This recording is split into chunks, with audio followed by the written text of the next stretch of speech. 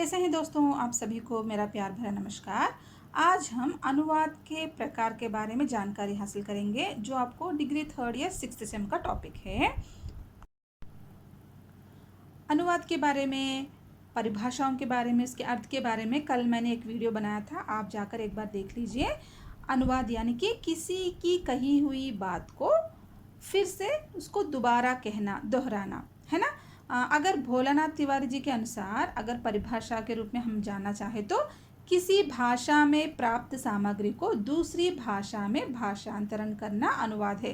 अनुवाद यानी अंग्रेजी में इसको ट्रांसलेशन कहते हैं। किसी भी प्रश्न के उत्तर को आप लिखने से पहले आप ये एक बात ध्यान रख लीजिए, आप डायरेक्ट आंसर मत लिखिए। अगर अनुवाद के प्रकार अगर दिया है, एग्जाम्पल के लिए बता रही हूँ, अगर अनुवाद के प्रकार आप डायरेक्टली मत लिखिएगा। पहले अनुवाद क्या है, अनुवाद का एक डेफिनेशन लिखकर, अनुवाद के बारे में थोड़ा एक 4-5 लाइन लिखकर उसके बाद आप अनुवाद के प्रकार लिखिए। इससे एक जो भी पेपर करेक्शन करने वाले को आप पर इम्प्रेशन जमेगा, क्योंकि मतलब उनको लगेगा कि हाँ, इनको कंटेंट पता है, विषय के बारे में जानकारी है, इस तरह उनको समझ में आएगा। मतलब आप थोड़ा बहुत इंट्रोडक्शन दे के अनुवाद क्या है डेफिनेशन लिखकर फिर उसके बाद आराम से अनुवाद के प्रकार में जाइए और धीरे धीरे समझाइए और निष्कर्ष भी लिखिए। इस तरह आप लिखने से आपको फुल मार्क्स आ जाएंगे। हाँ, और एक बात, अनुवाद के प्रकार में आपको अनुवाद के प्रकार बोलकर आपको लॉन्ग आंसर में भी दिया जा सकता है, और उसमें जो भी प्रकार है वो आपको शॉर्ट आंसर में भी दे सकते हैं। जैसे कि ये के बारे में, जैसे कि काव्यानुवाद क्या है, शॉर्ट आंसर में पूछ सकते हैं। हाँ, यांत्रिक अनुवाद क्या है, आदर्श अनुवाद किसे कहते हैं। इस तरह आपको अनुवाद के प्रकार में एक छोटे छोटे पार्ट्स को लेकर शॉर्ट आंसर में भी पूछ सकते हैं, और अनुवाद के प्रकार लिखिए बोलकर पूरे टाइप्स मिलाकर आपको लॉन्ग आंसर में भी पूछ सकते हैं। उसी तरह पत्रकारिता के प्रकार भी सेम इसी तरह आपको पूछ सकते हैं। जैसे कि रेडियो पत्रकारिता क्या है, टेलीविज़न पत्रकारिता क्या है, पेज 3 पत्रकारिता के बारे में आप क्या जानते हैं। हाँ, खेल पत्रकारिता मतलब खेल पत्रकारिता के बारे में आप क्या जानते हैं, खेल पत्रकारिता क्या है। जैसे कि व्याख्या पत्रकारिता क्या है। इस तरह आपको प्रकार में से भी एक एक को चुनकर शॉर्ट आंसर में भी पूछ सकते हैं, या पत्रकारिता के प्रकार लिखिए बोलकर आपको लॉन्ग आंसर में भी पूछ सकते हैं। आप ये बात ध्यान में रख लीजिए। अगर हम अनुवाद के प्रकार में जाएंगे तो सुनिए, अनुवाद के महत्वपूर्ण प्रकार है काव्यानुवाद, नाटकानुवाद, शब्दानुवाद, भावानुवाद, छायानुवाद, व्याख्यानुवाद, रूपांतरण, आशु अनुवाद, आदर्श अनुवाद, यांत्रिक अनुवाद। मैं आपको एक एक करके एक्सप्लेन करूंगी, सुनिए। अनुवाद के प्रकार में पहला वाला है काव्यानुवाद। इसको हम पोएट्री ट्रांसलेशन कहते हैं अंग्रेजी में। किसी कविता का अनुवाद करना काव्यानुवाद कहलाता है। जैसे कि हिंदी में कुछ कविता है तो उसको इंग्लिश में ट्रांसलेट करना काव्यानुवाद कहलाता है, या किसी एक पद्य भाग का भी हो सकता है। काव्यानुवाद को पद्यानुवाद भी कहा जाता है।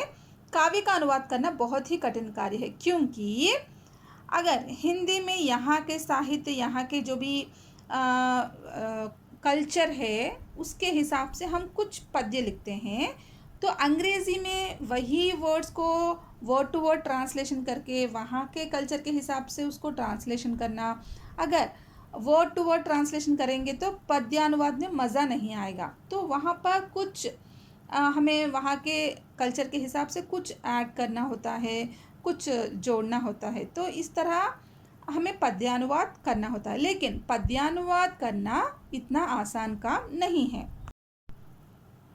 दूसरा वाला है नाटकानुवाद। इसको अंग्रेजी में ड्रामा ट्रांसलेशन कहते हैं।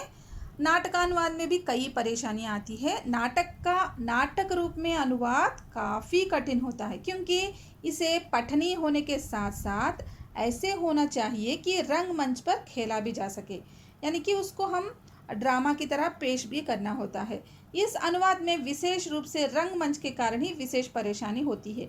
ये भी इसी तरह इसको एज इट इज़ ट्रांसलेशन करना बहुत मुश्किल होता है, ये भी क्योंकि कुछ भी साहित्य उस जगह के कल्चर से, वहाँ के संस्कृति से जुड़ी होती है, तो वो जो भी आप जिस टारगेट लैंग्वेज में यानी कि लक्ष्य भाषा आप जो दूसरे भाषा में जो ट्रांसलेट कर रहे हैं, तो वहाँ पर यहाँ का जो भी कल्चर है, यहाँ की जो भी संस्कृति है, वहाँ पर सेम नहीं होता। तो इस तरह थोड़े बहुत ऐसे टेक्निकल प्रॉब्लम्स आते हैं ट्रांसलेशन में कि वो यहाँ वहाँ पर एज इट इज़ हम पेश नहीं कर सकते। अगला वाला है शब्दानुवाद। अंग्रेजी में इसको लिटरल ट्रांसलेशन या वर्ड ट्रांसलेशन भी कहते हैं। शब्दों के आधार पर अनुवाद करना ही शब्दानुवाद कहलाता है। शब्दानुवाद, शब्द जैसे कि शब्द प्लस अनुवाद से बना हुआ है। मोटे रूप से इस प्रकार के अनुवाद में मूल के हर शब्द का अनुवादक का ध्यान रहता है। यानी कि जो सोर्स लैंग्वेज में, जो हमें स्रोत भाषा में जो भी शब्द है, उसको टारगेट लैंग्वेज में कंपलसरी अनुवाद किया जाता है। मतलब वहाँ पर एक शब्द को भी बिल्कुल छूट नहीं मिलती, हर एक शब्द को अनुवाद करना ही होता है। इस अनुवाद का प्रयोग एक से अधिक प्रकार के अनुवादों के लिए होता है, जैसे कि विज्ञान, रसायन, बैंक, विधि आदि में यह काफ़ी कार्यरत सिद्ध हुआ है। अगला वाला है भावानुवाद। इसको पैराफ्रेज ट्रांसलेशन कहते हैं। इस प्रकार के अनुवाद में मूल के शब्द, वाक्यांश, वाक्य आदि पर ध्यान न देकर भाव, अर्थ व विचार पर ध्यान दिया जाता है। यानी कि जो हमें जो सोर्स लैंग्वेज में जो भी कंटेंट है उसको पढ़कर टारगेट लैंग्वेज में, यानी कि आप जिस भाषा में चाहते हो उसमें इसका जो सोर्स लैंग्वेज का जो भी कंटेंट का भाव, अर्थ और जो भी उसमें जो कंटेंट है उसका सार उसमें दिया जाता है। यहाँ पर वर्ड टू वर्ड ट्रांसलेशन बिल्कुल भी नहीं होता। यहाँ पर जो भी शब्द है, वाक्यांश वाक्य है, उसका हम ध्यान बिल्कुल भी नहीं रखते, सिर्फ भाव और अर्थ का ध्यान रखते हैं। इसमें केवल दो भाषाओं की जानकारी नहीं बल्कि मूल सामग्री, लक्ष्य भाषा में अभिव्यक्ति की क्षमता का महत्व बढ़ जाता है। यानी कि जो मूल भाषा में है, यानी कि सोर्स भाषा में जो है कंटेंट, उसका सार कंप्लीटली लक्ष्य भाषा में यानी कि टारगेट भाषा में आना चाहिए। यहाँ पर शब्दों का, वाक्यों का यहाँ पर बिल्कुल भी मायने नहीं रखता। यहाँ पर सिर्फ भाव और अर्थ का मायने रखता है। अगला वाला है छाया अनुवाद। छाया यानी कि शैडो, आप जानते हैं, यानी कि परछाई, प्रतिबिंब। यानी कि मूल भाषा में जो कंटेंट है उसकी जो परछाई हो वो टारगेट लैंग्वेज में उसका प्रतिबिंब यानी कि परछाई होती है। छाया का अर्थ है धुंधला। हाँ, यानी कि शैडो में हमें क्लियर नहीं होता, धुंधला दिखता है ना। इसे हम फीका या अपारदर्शी भी कह सकते हैं। अर्थात छाया अनुवाद में केवल मूल कृति के भावों को या शब्दों के महत्व को अच्छी तरह से समझाने का प्रयास किया जाता है।